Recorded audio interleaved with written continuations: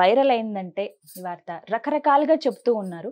ప్రభావం ఇలా ఉంటుంది, వీరిపైన ఉంటుంది, వారిపైన ఉంటుంది. అస్సలు మంచిది కాదని కొంతమంది అంటే, పర్వాలేదు మంచిదే అని కొంతమంది అంటున్నారు. అసలు వేటికి అనుకూలంగా ఉంటుంది, వేటికి అనుకూలంగా ఉండదు.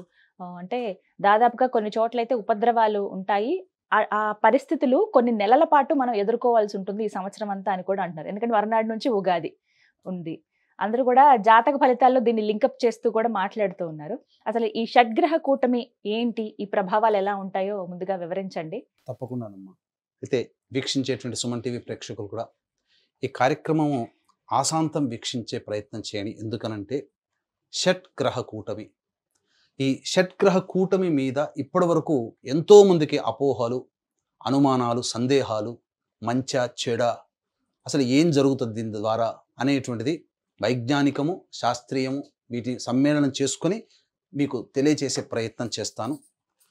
అయితే చాలామంది అంటున్నారు షష్టగ్రహ కూటమి అంటున్నారు. షష్టగ్రహ కూటమి కాదమ్మా, షడ్గ్రహ కూటమి.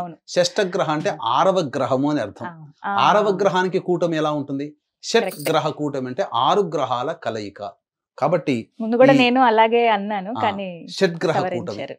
అయితే ఈ గ్రహ కూటములు, గ్రహాల కలయిక మనకు బృహత్పరాశర హోరా శాస్త్రంలో నుంచి చూసిన, పరాశర సంహిత చూసిన 2, 3, 4, 5, 6, 7, 8 గ్రహాల కూటమి అనేటువంటిది ఉంది. ఒక్కొక్క సంబంధించినటువంటి కూటములు ఒక్కొక్క ప్రభావము, ఆ గ్రహాల యొక్క స్థితిగతులు, వాటి ఉన్నటువంటి రాశ్యాధిపతులు, వీళ్ళన్నిటిని దృష్టిలో పెట్టుకొని మాత్రమే మనం ఒక నిర్ధారణకి రావాలి తప్ప ఏదో ఒక సందర్భంగా ఒక 2019లో కరోనా ముందు వచ్చినటువంటి గ్రహ కూటమి ప్రభావం వేరు, ఇప్పుడు గ్రహ కూటమి ప్రభావం వేరు, పూర్తిగా వేరు, పూర్తిగా వేరు. కాబట్టి ఎవరు కూడా ఆందోళన చెందాల్సినటువంటి పనులు అవసరం లేదమ్మా. కానీ ఆందోళన కలిగించే సంఘటనలు జరుగుతాయి తప్ప ఆందోళన పడేంతగా, భవిష్యత్తు ఇబ్బంది పడేంతగా ఏమాత్రం జరగబోదు. అదొక్కటి మనం సేఫ్ సైడ్ గా ఆలోచన చేసుకోవాలమ్మా.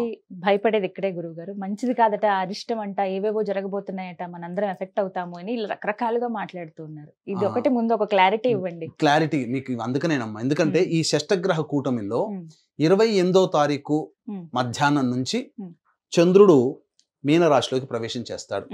శని 29వ తారీఖు రోజున రాత్రి 10:36 మీనరాశిలోకి ప్రవేశం చేస్తాడు. అంటే చంద్ర ప్రవేశముతో పంచగ్రహ కూటమి ఏర్పడుతుంది, శని ప్రవేశముతో షడ్గ్రహ కూటమి ఏర్పడుతుంది. కాబట్టి ఈ షడ్గ్రహ కూటమి అనేటువంటిది 29 రాత్రి నుంచి 30వ తారీఖు సాయంకాలం వరకు మాత్రమే ఉంటుంది. అంటే ఉగాది రోజు కూడా ఉంది, ఉగాది రోజున కూడా షడ్గ్రహ కూటమి ఉన్నది. అయితే ఈ గ్రహాల యొక్క సంబంధించినట్టు చూసుకుంటే ప్రధానంగా మనకు శాస్త్ర ప్రకారం ఏం చెప్పబడిందంటే, ఈ షడ్గ్రహ కూటమి కానీ, పంచగ్రహ కూటమి కానీ, సప్తగ్రహ కూటమి కానీ నైసర్గిక పాపగ్రహాల యొక్క రాశులలో ఉంటే దాని ప్రభావం తీవ్రతరంగా ఉంటుంది. ఫస్ట్ పాయింట్ కొద్దాం. ఇక్కడ ఏంటి? మీనరాశి. మీనరాశికి సంబంధించింది ఎవరు? నైసర్గిక శుభగ్రహము, అందున అత్యంత శుభుడైనటువంటి గురువుకు సంబంధించినటువంటి రాశి. ఇక్కడ కొంత దోషం తగ్గిపోయింది. తరువాత ప్రధానంగా ఈ షష్టగ్రహ కూటమిలలో ప్రధానంగా రవిగ్రహము కానీ చంద్రగ్రహము కానీ లేకుండా ఉన్నప్పుడు దాని ప్రభావం చాలా తీవ్రంగా ఉంటుంది. ఇప్పుడు రెండు ఉన్నాయి కాబట్టి రవి ఉన్నాడు కాబట్టి ప్రభావం తగ్గుతుంది చాలా మటుకు. చంద్రుడు కూడా ఉన్నాడు, ప్రభావం తగ్గుతుంది.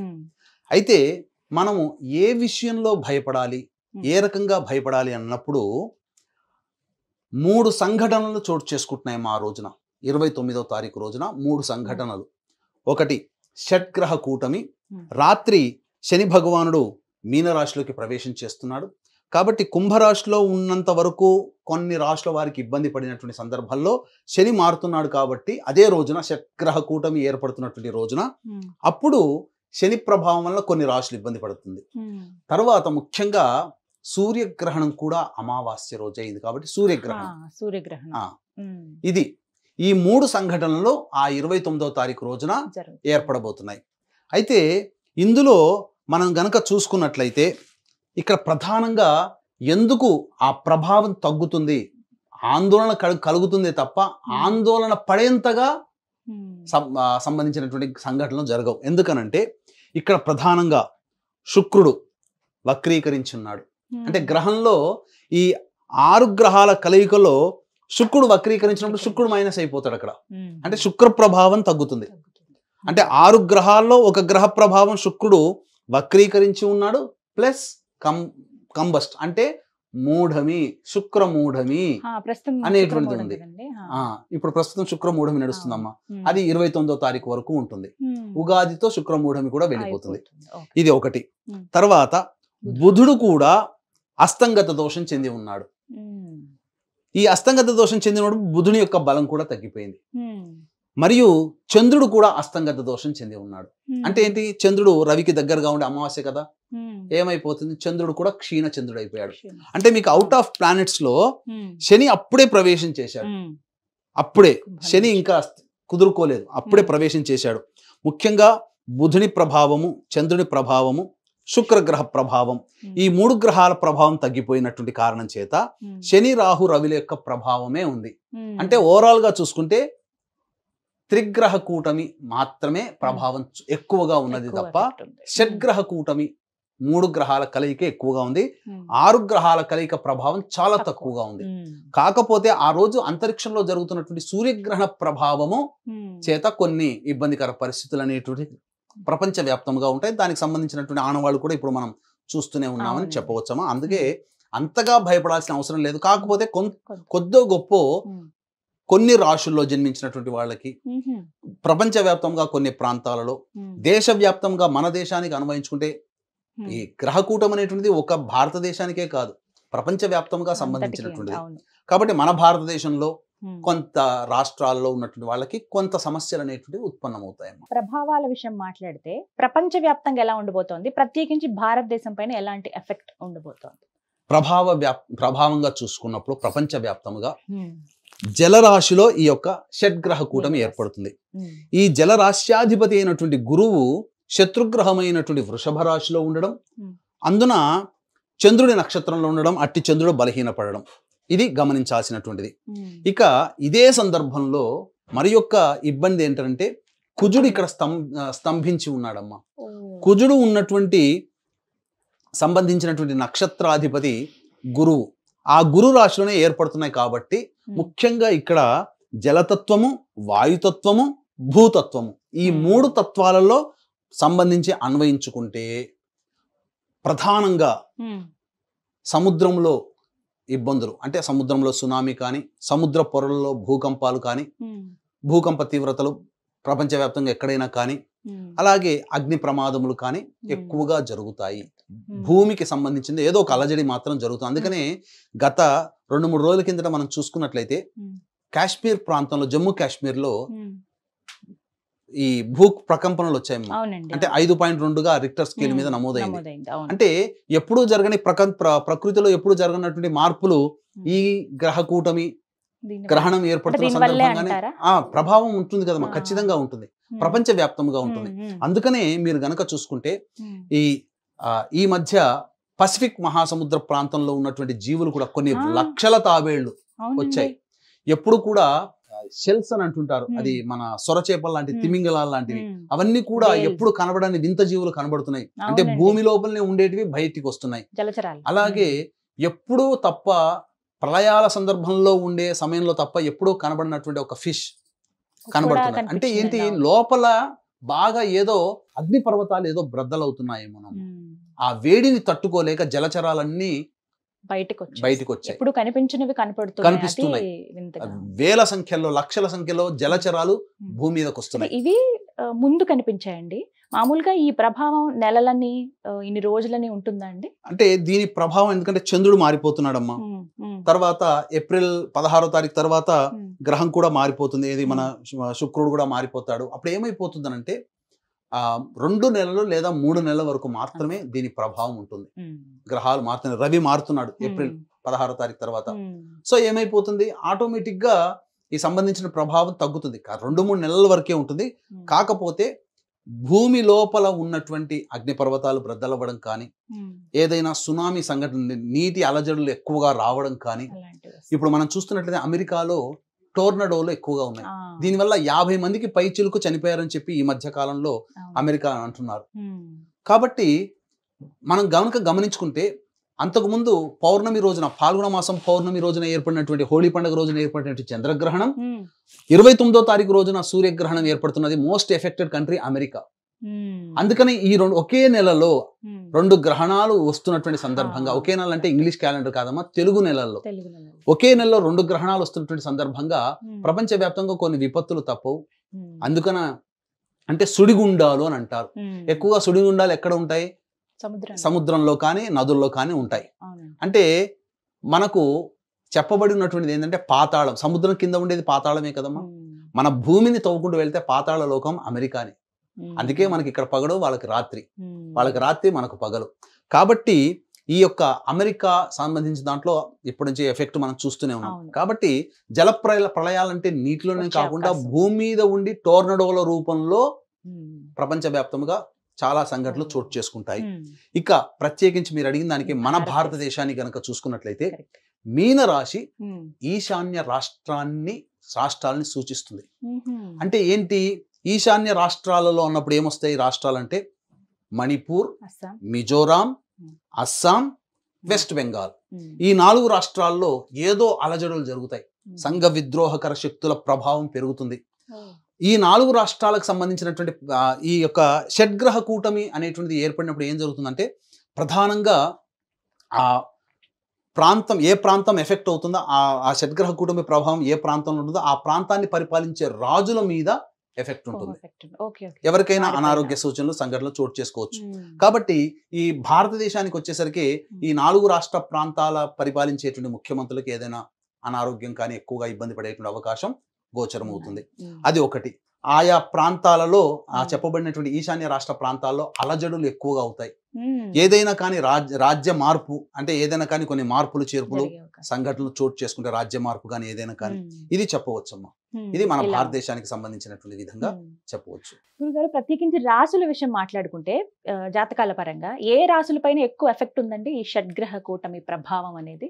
ఈ షడ్గ్రహ కూటమి ప్రభావము అంటే ఈ గ్రహాల అంతరిక్షంలో ఈ గ్రహాల కలయిక భూమి మీద నివసిస్తున్నటువంటి ప్రతి జీవి మీద ఉంటుంది. అందుకనే మనిషి, జలచరము, భూచరము అనేటువంటి తేడా లేకుండా ఉన్నటువంటి తిమింగళాలు కానీ లేకపోతే చేపలు కానీ తాబేళ్లు కానీ లక్షల సంఖ్యలో సేద తీరడం కోసం భూమి మీదకి వస్తున్నాయి ఈ కాలంలో. కాబట్టి ఈ ప్రభావం అన్ని జీవరాశుల మీద ఉంటుంది. మనం ఎక్సెప్షన్ కాదని చెప్పవచ్చు. కాబట్టి ప్రధానంగా ఈ షడ్గ్రహ కూటమి, సూర్యగ్రహణం 2 ఏర్పడుతున్నటువంటి సందర్భంగా అలాగే శని కూడా మార్పు చెందుతున్నటువంటి కారణం చేత ఏం జరగబోతుంది అని అంటే ముఖ్యంగా అన్ని రాశుల వారిగా చూద్దాం. కొన్ని రకాల సమస్యలు అయితే ఇబ్బందులు పడక తప్పదమ్మా. అంటే ఆ సమస్యలు అనేటివి ఎక్కువగా తీవ్రంగా బాధించే విధంగా ఉండవు, కానీ ఆకస్మికమైనటువంటి సంఘటనలకు మాత్రం కొన్ని రాశుల వాళ్ళు మాత్రం ప్రభావితం అవుతారు. ముఖ్యంగా మేషరాశి నుంచి చూద్దాం. ఈ మేషరాశి నుంచి 12వ స్థానంలో ఏర్పడుతున్నటువంటి కారణం చేత ఒక 2-3 నెలల వరకు ఆకస్మికమైనటువంటి సంఘటనలు, తలవనటువంటి సంఘటనలు జరుగుతాయి. అనుకున్నది ఒకటవుతే జరిగేది ఇంకొకటిగా ఉంటుంది. ఖర్చులు అధికంగా అవుతాయి. ముఖ్యంగా ఆరోగ్యం పట్ల శ్రద్ధ వహించాలి. నిద్ర పట్టనటువంటి పరిస్థితికి చేరుకుంటుందమ్మా. ఒక వేవరింగ్ మైండ్తో ఉంటుంటారు. ఏం చేస్తున్నామో తెలియకుండా ఒక వేవరింగ్ మైండ్తో ఉంటారు. ఇక వృషభ రాశిలోకి సంబంధించి చూసుకున్నట్లయితే ప్రధానంగా ఈ వృషభ రాశికి లాభస్థానంలోనే ఈ షడ్గ్రహ కూటమి, రాశిలోనే శుభకరుడైనటువంటి గురువు, అలాగే ఈ గ్రహ కూటమి కూడా ఉన్నటువంటి కారణం చేత ప్రధానంగా ఈ సంబంధించినటువంటి అన్ని రకాలుగా సంతోషకరమైన వార్తలు వింటారు. శుభాలు ఎక్కువగా జరుగుతాయి. వాళ్ళు ఊహించిన దానికన్నా ఎక్కువగా మంచి జరిగే అవకాశం ఉంటుంది. కాబట్టి కాలం కలిసి వచ్చేటువంటి సందర్భం ఈ యొక్క వృషభ రాశి వారికి ఉంటుంది. ఇక మిథున రాశి వారికి గనక చూసుకున్నట్లయితే ముఖ్యంగా మిథున రాశిలోనే కుజుడు స్తంభించి ఉండడం. కాబట్టి ఏమైపోతుంది, వాళ్ళకి తెలియకుండానే ధైర్యం ఎక్కువగా ఉండి అనవసరమైనటువంటి వివాదాల్లో తలదూర్చుతారు ఈ 2-3 నెలల్లో. చేస్తున్నటువంటి ఉద్యోగంలో ఉద్యోగస్తులతోనో అధికారులతోనో కొద్ది వాగ్వివాదాలు చోటు చేసుకుంటాయి. మరీ ముఖ్యంగా చేస్తున్నటువంటి వృత్తి వ్యాపారాల్లో కాస్త ఇబ్బందికర పరిస్థితులు ఎదురవుతాయి. సంఘటనలు చోటు చేసుకుంటాయి, నష్టాలు చోటు చేసుకుంటాయి. కాబట్టి వ్యాపార విస్తరణ, వృత్తిలో ఎదగాలనుకునే తాపత్రయము, అలాగే పెట్టుబడులు పెట్టి ఎక్కువగా ఏదన్నా లబ్ధి పొందాలనే ఆలోచన మిథున రాశి వాళ్ళు ఒక 2-3 నెలల వరకు తగ్గించుకోగలిగితే మంచి జరుగుతుందమ్మా. కర్కాటక రాశి వారికి శుభ అశుభ మిశ్రమం, ఏదైనా మంచి చెడు సమానంగా ఉంటాయి. కాబట్టి మరీ అశుభాలు ఉండవు, మరీ శుభాలు అనేటువంటి ఉండవు, సాధారణంగా ఉంటుంది. ఎందుకంటే శని కూడా మారుతున్నాడు కాబట్టి. కర్కాటక రాశి వారికి, సింహరాశి వారికి మాత్రం అష్టమ శని ప్రభావం తోడవుతుంది. అట్లాగే అష్టమ రాశిలో గ్రహణ ప్రభావం ఉంటుంది. అలాగే ఈ అష్టమ స్థానంలోనే షడ్గ్రహ కూటమి ఏర్పడుతున్నటువంటి కారణం చేత ముఖ్యంగా ఆరోగ్యం పట్ల శ్రద్ధ వహించాలి చాలా మటుకు. అలాగే నష్టాలు చవి చూడాల్సి వస్తుంది. డబ్బు ఎవరైనా అడుగుతారు, డబ్బు ఈ 2-3 నెలల వరకు కూడా ఎవరికి అప్పుగా ఇవ్వకండి. ఇచ్చేటప్పుడు 2 చేతులు, పుచ్చుకునేటప్పుడు 10 చేతులు అన్నట్టుగా ఉంటుంది. కాబట్టి చాలా రకాలుగా ధనపరమైనటువంటి సమస్యలు ఎదుర్కొంటారు. ముఖ్యంగా ఆరోగ్యం పట్ల శ్రద్ధ వహించాలి. ఏ పని చేసుకున్నా ఈ సింహరాశిలో జన్మించినటువంటి వారికి అన్ని పనులు బ్రేక్స్తో కంప్లీట్ అవుతుంటాయి. ఒక పని పూర్తయిన తర్వాత ఇంత కష్టపడి ఈ పని పూర్తి చేశానన్న బాధే తప్ప, పని పూర్తవుతుంది కానీ ఇంత కష్టపడి పని పూర్తి చేశానన్న బాధే తప్ప నేను పని పూర్తి చేసుకున్నాను సంతోషం అనేటువంటిది తక్కువగా ఉంటుంది సింహరాశి వారికి. ఒక రకంగా చెప్పాలి అని అంటే 2000 వీక్షిస్తున్నటువంటి సుమన్ టీవీ ప్రేక్షకుల్లో 2006, 2008 మధ్య కాలంలో సింహరాశిలో జన్మించినటువంటి వాళ్ళు ఎంత బాధలు పడ్డారో గుర్తు తెచ్చుకోండి. మళ్ళీ అలాంటి సిచ్యుయేషను కొంతకాలం ఈ యొక్క సింహరాశి వారికి ఏర్పడబోతుంది. ఇక కన్యా రాశి వారికి కనుక చూసుకున్నట్లయితే ప్రధానంగా కన్యా రాశిలో జన్మించినటువంటి వారికి దాంపత్య విభేదాలు వచ్చే అవకాశాలు ఉంటాయి. అంటే దంపతుల మధ్య వాగ్వివాదాలు పెరుగుతాయి. ఎవరైనా కానీ భాగస్వామ్య వ్యాపారాలు ఎవరితోనైనా కలిసి వ్యాపారం చేస్తున్నట్లయితే వాళ్ళు ఈ ముఖ్యంగా కన్యా రాశిలో జన్మించినటువంటి వాళ్ళు తోటి భాగస్వామితో కాస్త సంయమనం పాటిస్తూ తగ్గి ఉండే ప్రయత్నం చేసుకుంటే చాలా మంచిది. ఇతరులతో ఏ పని చేసినప్పటికీ కూడా కన్యా రాశిలో జన్మించినటువంటి వారు కాస్త సంయమనం పాటించాలమ్మా. ఇతరులతో వాగ్వివాదాలు పోకుండా ఉంటే చాలు. ఇక తులారాశిలో జన్మించినటువంటి వారికి అయితే అద్భుతమైనటువంటి యోగదాయకంగా ఉంటుందమ్మా.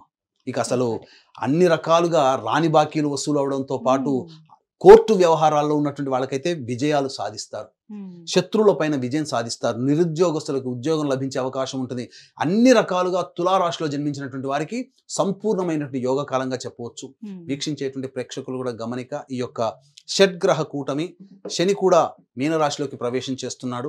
అలాగే సూర్యగ్రహణ ప్రభావం కూడా ఉన్నటువంటి కారణం చేత ద్వాదశ రాశిలో జన్మించినటువంటి వారికి ముఖ్యంగా మేష, మిథున, కర్కాటక, సింహ, కన్య, వృశ్చిక, ధనుస్సు, కుంభ, మీన రాశిలో జన్మించినటువంటి వారికి ఈ యొక్క సర్వదోష నివారణ పూజల హోమాల్లో భాగంగా ఈ సంబంధించినటువంటి ప్రభావం చాలా అధికంగా దోష ప్రభావం ఉంది కాబట్టి ప్రత్యంగిర హోమము, మృత్యుంజయ హోమము, కాలభైరవ హోమము, బగళాముఖి హోమం, ధూమవతి హోమము, రాజశ్యామల హోమము, వారాహి హోమాలు మరియు వివాహ, విద్య, ఉద్యోగ, దాంపత్య, అనారోగ్య సమస్యల నివారణకు సంబంధించినటువంటి సర్వదోష నివారణ పూజల హోమాలు అనేటువంటివి 29వ తారీఖు రోజున సాయంకాలం 6 గంటలకి ప్రారంభమవుతుంది. 5 గంటల లోపల మీ గోత్రనామాలు నమోదు చేసుకోవచ్చు. అవకాశం ఉన్న వాళ్ళు కార్యక్రమ తదనంతరం కాంటాక్ట్ చేసి గోత్రనామాలు నమోదు చేసుకోవచ్చు. ఇక వృశ్చిక రాశిలో జన్మించినటువంటి వారికి ప్రధానంగా సంతానపరంగా విచారం వ్యక్తం చేయాల్సినటువంటి పరిస్థితి. సంతానం కోసం ఎదురు చూసేటువంటి వాళ్ళు, గర్భం దాల్చినటువంటి వాళ్ళు జాగ్రత్తగా ఒక 2 నెలల పాటు స్త్రీలు ఉండాలి. ఎందుకంటే అబార్షన్స్ అయ్యేటువంటి అవకాశాలు ఉంటాయి కాబట్టి జాగ్రత్తలు పాటించాలి సంతానపరంగా. అలాగే సంతానం ఆరోగ్యం పట్ల కూడా పాటించాలి. ముఖ్యంగా ఏ పని చేయాలన్నా ఆసక్తి లేనటువంటి పరిస్థితి ఏర్పడుతుంది. కొంత కన్ఫ్యూజన్ మైండ్లో ఉంటారు ఈ వృశ్చిక రాశి వాళ్ళు ఒక 2-3 నెలల వరకు ప్రభావం వలన. ఇక ధనుస్సు రాశిలో జన్మించినటువంటి వారికి అయితే ప్రధానంగా వాహనాన్ని నడిపేటప్పుడు జాగ్రత్తలు పాటించాలి. గృహ మరమ్మతులకి, వాహన మరమ్మతులకి ఖర్చులు అధికంగా ఉంటాయి. తల్లిగారి ఆరోగ్యం పట్ల శ్రద్ధ వహించాల్సినటువంటి పరిస్థితి. మరీ ముఖ్యంగా ఇంట్లో ప్రశాంతత ఉండదు. ఇక మకర రాశిలో జన్మించినటువంటి వారికి అయితే అద్భుతంగా చెప్పవచ్చు. వృషభ రాశి వారికి, తులారాశి వారికి ఎలా ఉంటుందో అంతకు మించినటువంటి యోగ కాలము మకర రాశి వారికి. ఎందుకంటే 6వ స్థానంలో కుజుడు స్తంభించి ఉండడం, 3వ స్థానంలో షడ్గ్రహ కూటమి, 5వ స్థానంలో గురువు.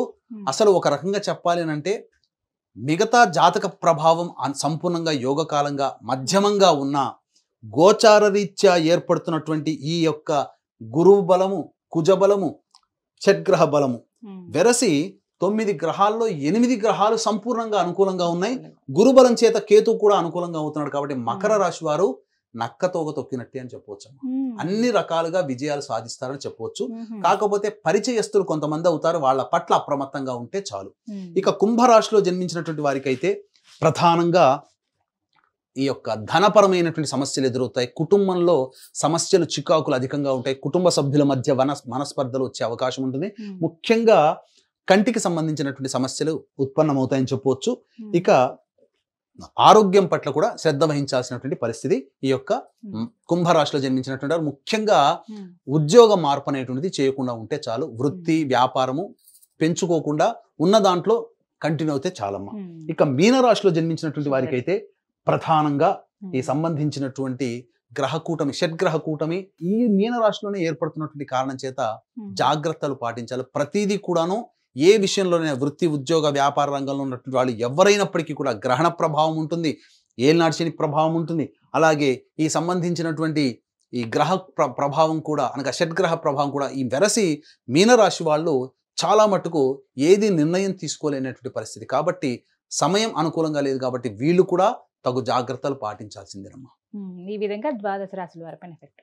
అంటే ఆ రోజు అసలు మంచి ముహూర్తం అంటే ఏమన్నా ఉందండి అంటే అమావాస్య కొంతమంది అసలు సాధారణంగానే సౌత్ సైడ్ చూసుకుంటే ఎక్కువగా ఎలాంటి శుభకార్యాలు ఏమి చేయరు, కానీ అమావాస్య కూడా మంచిదే అని చెబుతూ ఉంటారు. కానీ ఇప్పుడు ఏమైందంటే షడ్గ్రహ కూటమి వచ్చింది, గ్రహణం ఉందంటున్నారు, అని అలాగే అమావాస్య. ఒకవేళ తప్పని పరిస్థితులు ఏదైనా పనులు చెయ్యాలి ప్రారంభించాలనుకుంటే కనీసం కాసేపైనా కొన్ని గంటలైనా మంచి ముహూర్తం ఏదన్నా ఉందా అండి? మంచి ముహూర్తము అన్నప్పుడు ఏంటంటే ప్రధానంగా ఎటువంటి వాటికి మంచి ముహూర్తం అంటే ఏదైనా ఒక గొప్ప పని చేయాలని సంకల్పం ఉన్నప్పుడు గ్రహాలు అనుకూలంగా ఉండాలి కదమ్మా. అటువంటి గొప్ప పని అన్నప్పుడు మాత్రం ఉగాది 30వ తారీఖు నాడు ఉగాది, శుక్రమూఢమి కూడా తొలగిపోతుంది. ఆ ఉగాది రోజున మనం ఏదైనా కొత్త పనులు స్టార్ట్ చేస్తాం కదమ్మా. అటువంటి సందర్భంగా చూసుకుంటే 30వ తారీఖు రోజున అనగా ఉగాది రోజున ఉదయం 9:07 నుంచి 11:08 మధ్య కాలంలో గొప్ప యోగం అయితే ఉంది. ఎందుకంటే ఆ వృషభ లగ్నంలోనే గురువు, యోగకరుడైనటువంటి గురువు ఉండడం, వృషభ లగ్నానికి 11వ స్థానంలో సమస్తమైనటువంటి గ్రహాల్లో 6 గ్రహాల కలయిక ఉండడం, ఇది చాలా గొప్పమైనటువంటి యోగంగా చెప్పవచ్చు. కాబట్టి ఈ సమయంలో ఏదైనా జీవితంలో ఈ ఉగాది నుంచి నేను ఈ పనులు స్టార్ట్ చేయాలి, వచ్చే ఉగాది లోపల నేను ఈ స్థాయికి చేరుకోవాలి అని అనుకుని సంకల్పం చేసుకొని పని మొదలు పెడతారు కదా. 9:07 నుంచి 11:08 మధ్య కాలంలో మొదలు పెట్టండి, ఖచ్చితంగా విజయం సంపాదించండి. ఎందుకంటే ఈ గ్రహాలు షడ్గ్రహ కూటమి చెడు సూచించిన మనము కత్తికి 2 వైపులా పదును ఉంటుంది. కత్తిని మంచికి వాడొచ్చు, చెడుకు వాడొచ్చు. అలాగే ఈ గ్రహ కూటమి యోగించే సమయం ఇదని చెప్పవచ్చు. అయితే కొంతమందికి ఆ 30వ తారీఖు రోజున ఏ నక్షత్రం ఉంటుంది? రేవతి నక్షత్రం ఉంటుంది. కొంతమందికి అశ్విని నక్షత్రం యోగ కాలంగా ఉంటుంది. కాబట్టి కొంత జన్మించినటువంటి వాళ్ళకి ఎవరికైనా ఒక నక్షత్రం బాగుంటుంది, ఇంకొక నక్షత్రం బాగుండదు, అంతే. రేవతి అంటే జాతక ప్రకారము రేవతి నక్షత్రం అనుకూలంగా ఉన్నటువంటి వాళ్ళు మాత్రం 30వ తారీఖు రోజున 9:07 నుంచి 11:08 మధ్య కాలంలో పనులు మొదలు పెట్టవచ్చు. లేదా నా వ్యాపారం వచ్చే సంవత్సరం ఈ స్థాయిలో ఉండాలి, నేను వృత్తిలో ఈ పొజిషన్లోకి నేను ఉండాలి అనుకునే వాళ్ళు ఈ సమయం 30వ తారీఖు నాడు రేవతి నక్షత్రం అనుకూలిస్తే అనుకూలంగా నక్షత్రం అయితే, అశ్విని నక్షత్రం అనుకూలంగా ఉండేటువంటి వాళ్ళు మాత్రం 30వ తారీఖు రోజున సాయంకాలం 5:40 నుంచి 7:44 మధ్య కాలంలో తీర్మానం చేసుకోవాలి, ఆ పని మొదలు పెట్టాలి. ఖచ్చితంగా చెప్తున్నాను, ఈ గ్రహాలు సంపూర్ణంగా అనుకూలించి యోగవంతమైనటువంటి స్థానంలోకి చేరుకుంటారని చెప్పడంలో ఏమాత్రం సందేహం లేదు. ఇంకా వీక్షించేటువంటి ప్రేక్షకుల్లో కూడా ఇప్పుడు చెప్పినటువంటి సమయాల్లో మీ పనులు ప్రారంభిస్తూ ఇంకా దేవతానుగ్రహం కావాలి అనుకుంటే అంతరిక్ష దేవతలైనటువంటి ప్రత్యంగిర, బగళాముఖి, రాజశ్యామల, ధూమవతి, వారాహి, కాల సూచించేటువంటి కాలభైరవ హోమం, అందరికీ ఆరోగ్యాన్ని ప్రసాదించే మృత్యుంజయ హోమం, ఇలాంటి హోమాలు మన పీఠం ఆధ్వర్యంలో 29వ తారీఖు రోజున సాయంకాలం మొదలు పెడతాం. తద్వారా దేవతా అనుగ్రహము, ప్రత్యంగిర దశ మహావిద్యల దేవతా అనుగ్రహంతో పాటు పెద్దల యొక్క అనుగ్రహం కూడా లభిస్తుంది అని చెప్పడంలో ఏమాత్రం సందేహం లేదు. అవకాశం ఉంటే ఆ కార్యక్రమంలో పాల్గొనే ప్రయత్నం, గోత్రనామాలు నమోదు చేసుకునే ప్రయత్నం చేసుకోండి. చాలా విపులంగా, చాలా అర్థమయ్యే విధంగా చెప్పారు గురుగారు. అసలు ఆ రోజు ఏం చేయాలి, ముందు రోజు నుంచి చూసుకుంటే 28, 29, 30 రోజు ఆ రోజు బాగున్నాయి. 29వ తారీఖు అమావాస్య కాబట్టి సాయంత్రం 4:37 వరకు ఉంది. కాబట్టి తర్వాత తెల్లవారి ఎలాగో ఉగాది కాబట్టి ఉగాది రోజున రేవతి నక్షత్రం ఉంటుంది. రేవతి నక్షత్రం అనుకూలంగా ఉండే వాళ్ళకి రేవతిలో చేసుకోవచ్చు. సాయంకాలం అదే రోజు 30వ తారీఖు ఉగాది సాయంకాలం అశ్విని నక్షత్రం ప్రవేశం చేస్తుంది. అశ్విని నక్షత్రం అనుకూలంగా ఉండే వాళ్ళకి ఈ సమయం చేసుకోవచ్చు. చాలా చక్కగా వివరించారు గురుగారు, ధన్యవాదాలండి. సర్వం శ్రీ ఉమామహేశ్వర పరబ్రహ్మార్పణమస్తు.